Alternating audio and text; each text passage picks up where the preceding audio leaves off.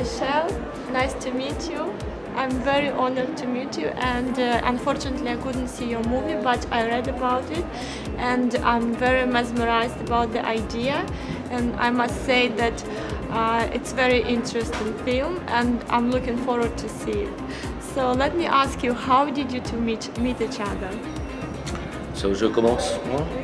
Donc on s'est rencontrés, enfin, moi j'habite dans la vallée de la Roya depuis 10 ans. Cédric y habite depuis presque 20 ans. Non, c'est pas si 15 ans. Ouais. 15 ans. Et on se connaît en gros depuis 10 ans, quoi, un peu moins de 10 ans.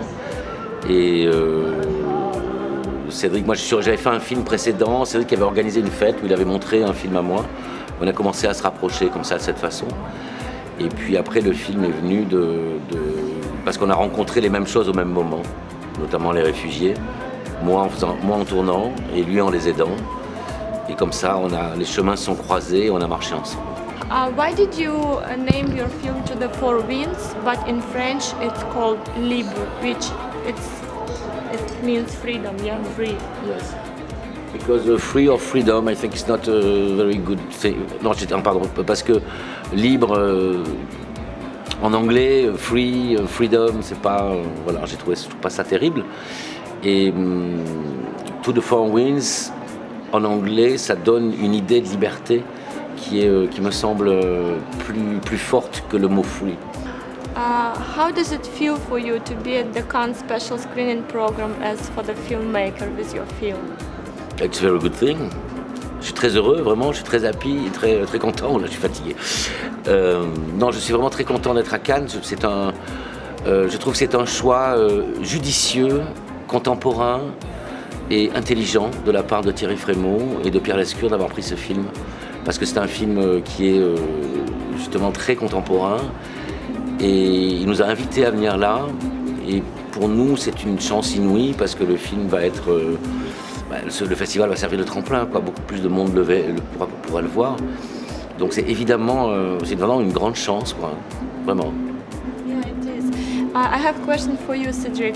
You are called a local hero in France. Do you feel yourself like a hero?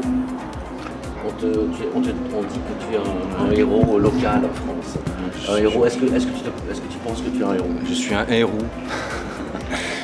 Et un héros, non. Je veux dire, si le fait d'être chauffeur de taxi ou directeur d'auberge de jeunesse est être un héros, pourquoi pas. Donc non, je ne suis pas un héros, pas du tout. Non, c'est juste, je me suis servi de la médiatisation pour alerter le grand public. Et voilà, c'est tout. Après, c'est pas une action qui est compliquée. C'est une action qui est simple. Ce que je fais, des tas de gens le font. Ce qui n'est pas normal, c'est ce que je fais, je le fais à la hauteur en fait de ce que devrait faire l'État, dans le sens où j'accueille beaucoup de gens chez moi, voilà, mais il n'y a rien d'exceptionnel. Ce qui est exceptionnel, c'est que l'État ne le fasse pas, c'est ça qui est exceptionnel. C'est pas parce que l'État est dans l'illégalité et l'État maltraite des gens et qu'on répond à ça qu'on est un héros, c'est pas ça. On répond à un besoin et on est juste acteur de la vie, en fait. On est acteur politique dans la vie de tous les jours. Parce que la démocratie, c'est ça. La démocratie, c'est s'impliquer, un citoyen qui s'implique dans une dynamique politique et qui s'implique dans sa rue, dans son quartier, parce que ça nous appartient. L'espace public nous appartient, m'appartient. Et pour que le vivre ensemble fonctionne, il faut être acteur de sa vie, acteur de la vie. Can I ask you, how many migrants did you help? Approximately. Dans les 2500 par là, 2500 personnes qui sont passées à la maison. 2500. And we know that you even were arrested a couple of times, and at once you even hosted 90 people at your place, right? And then I quote you, you said, we don't respect the law because you don't respect the law. Could you please explain what does it mean and who doesn't respect the law? Ouais, pourquoi l'État? Non, pourquoi est-ce que tu t'adresses aux représentants de l'État en leur disant si nous ne respectons pas la loi, c'est parce que... Parce que c'est la réalité. Parce que c'est tout simplement la réalité. Vous savez, si à Ventimille, donc la ville italienne à la frontière franco-italienne, Il y a toutes ces personnes en migration qui sont bloquées, qui dorment dehors dans la rue, ces gamins qui sont seuls avec ces réseaux de passeurs, ces réseaux de mafieux qui traînent autour. C'est qu'on ne donne pas l'accès à la demande d'asile à la frontière, alors que c'est un droit. On oblige les personnes migrantes à se mettre dans l'illégalité, dans l'irrégularité, en passant clandestinement à la frontière, alors qu'une frontière peut se passer tout à fait légalement. Donc l'État est responsable en fait de la condition en fait qu'il y a à Vintimille. Et ce que je ne comprends pas, c'est pourquoi l'Italie ne réagit pas, pourquoi l'Italie se soumet à l'État français et pourquoi les Italiens sont pris en otage par l'État français en fait sur cette problématique, parce que ce n'est pas une problématique de la migration. La migration n'est pas un problème en soi. La problématique, c'est que l'État, j'ai l'impression qu'il fait tout pour que ça se passe mal. Donc les actions d'État sont responsables en fait d'un trouble humanitaire, d'un trouble politique et d'un trouble à l'ordre public. C'est pour ça, c'est l'État français, malgré ce qu'on peut y croire, les droits de l'homme, etc. C'est pas un acquis, c'est quelque chose qui est fragile, c'est quelque chose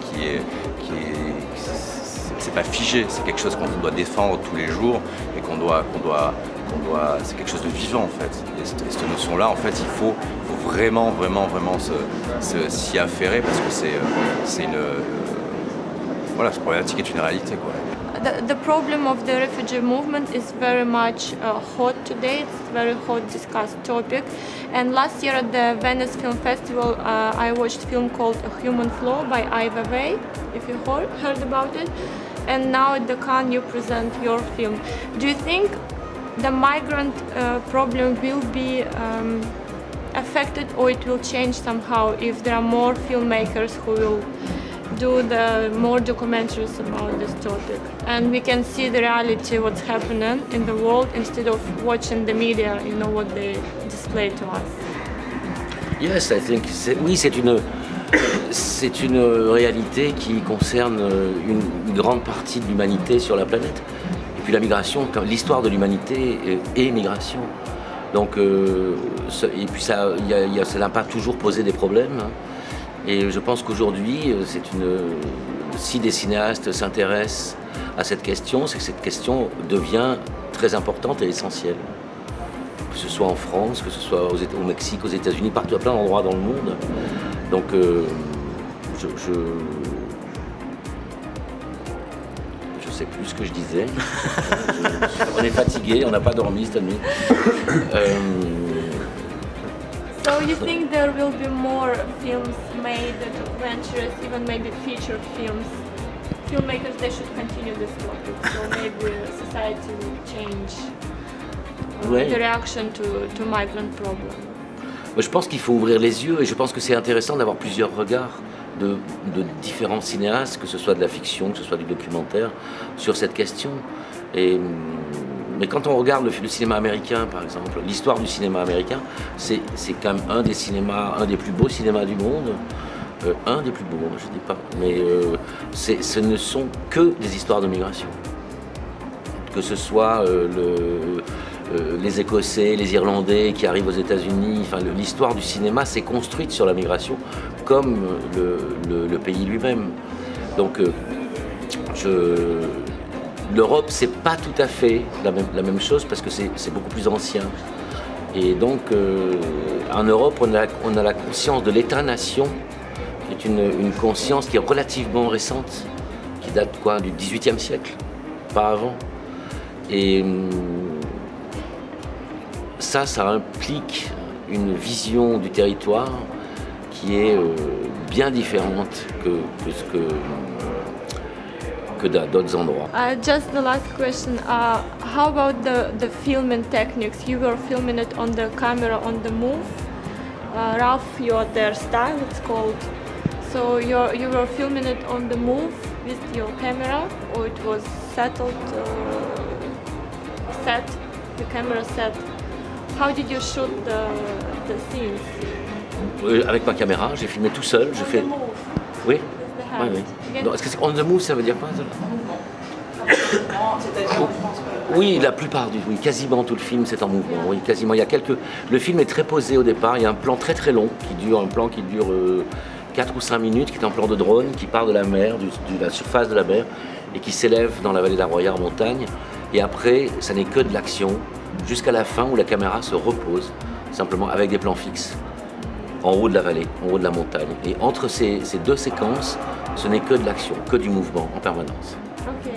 And how was it for you to feel that you are followed by the camera for 2 years? Quel effet ça te fait d'avoir été suivi par une caméra pendant 2 ans? Caméra, c'est pas grave, le plus grave, c'est Michel, en fait. Il est insupportable. Non, mais la caméra de Michel, c'est pas n'importe quelle caméra, quoi. C'est la caméra d'un ami. Et Michel a sorti sa caméra comme moi, j'ai ouvert mon exploitation agricole, mon terrain pour accueillir, comme les infirmières ont sorti leur trousse de soins, comme les avocats ont sorti leur texte de loi. Chacun a emmené quelque chose pour qu'ensemble on agisse et on relève le défi. Parce qu'il faut dire, il ne faut pas dire aux gens, le message c'est pas ouvrez tous un camping chez vous et faites comme Cédric, c'est pas du tout ça, c'est chacun fait à sa manière et avec ses possibilités. Un jour par mois, un jour par an, juste dire un bonjour à quelqu'un, vous savez, rien que pour faire un comparatif, tu sais, les personnes qui sont SDF, qui dorment à la rue, rien que de passer à côté de leur dire bonjour, de les regarder, de les considérer, rien que ça, d'aider la mamie à porter ses sacs quand elle fait ses courses, d'aider le gamin à traverser de vivre ensemble, quoi. Tu vois, on s'agglutine dans des villes. Moi, j'ai voulu fuir à la campagne pour m'isoler, et je vois des gens qui s'agglutinent dans des villes et qui sont contre des personnes étrangères enfin, il y a un moment, vous pouvez les vivre ensemble, en collectivité, oui ou non. Enfin, je veux dire, il y a un moment, je trouve qu'il y a un illogisme en fait dans la réflexion de nos hommes politiques, nos hommes et femmes politiques, sur la gestion de la migration en fait. Où en fait on considère les migrants comme des gens à part, alors que ce sont des gens à part entière. Et que dans la France, en France, le racisme est interdit. Et de faire une distinction entre des blancs français, européens et des gens venus d'Afrique, c'est interdit. Voilà. Donc il y a un moment, quand on ne respecte pas ça, on a le devoir de quitter ses fonctions en tant que... Parce qu'on ne peut pas représenter la nation française quand on a un discours qui trahit notre devise et ce que représente la France, quoi. Okay, merci beaucoup. And congratulations again with your film being on special screening.